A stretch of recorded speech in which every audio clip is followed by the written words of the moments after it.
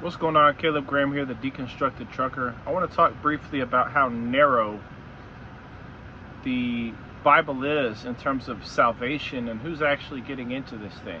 So, I'm not a Christian. I hold the Israel-only view. I believe it's a myth, it's a tale, it's a story. It's not about anybody alive today. And even if it was, Christ came back in the first century, and all who were going to be raised at the last day were already raised. But again, this is fictional in my opinion, in my view.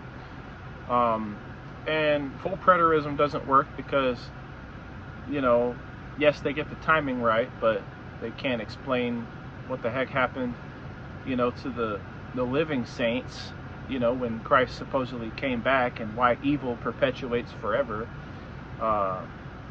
If he did come back in AD 70 and institute this new covenant back then, and futurists can't explain the fact that the timing, Jesus said all these things about him coming within that generation before some standing there died, but they're still looking for a second coming 2,000 years later, when 1 Peter 4:7 says the end of all things is at hand, and 1 John 2:28 said it is the last hour. All these present tense, imminent, second coming, parousia statements 2,000 years ago. So are the futurists right, or the full preterists right? Actually, it's that Christianity as a whole is wrong.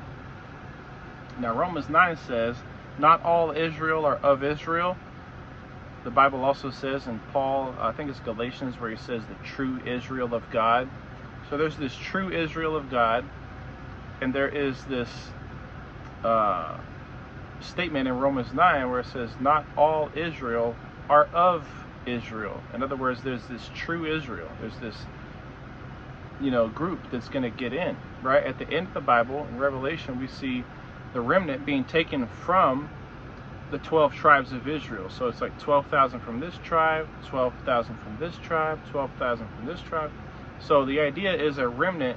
Again, in Romans 9 it says, unless he had left us a remnant, we would have been like Sodom and made like Gomorrah. So we need to be thinking about a small group anyway, because the Bible says a remnant, that we might not be made like Sodom and Gomorrah. They got completely wiped the F out.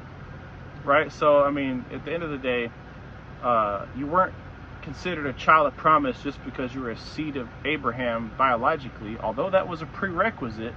You might want to watch this again, because this is really deep stuff. But yes, you had to be a child of Abraham biologically as a prerequisite. But that it wasn't enough, right? You had to also be that predestined, chosen before the foundation of the world, remnant within Jacob, within the seed of Abraham.